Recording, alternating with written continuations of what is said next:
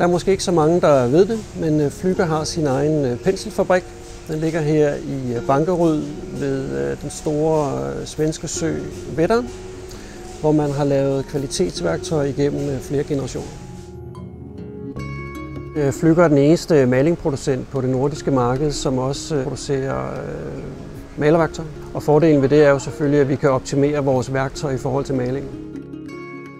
Vi bruger mange forskellige typer af fibre i produktionen i Bankeryd, både fordi vi har mange forskellige penselserier, men også forskellige penseltyper, som hver især skal have nogle forskellige karakteristika.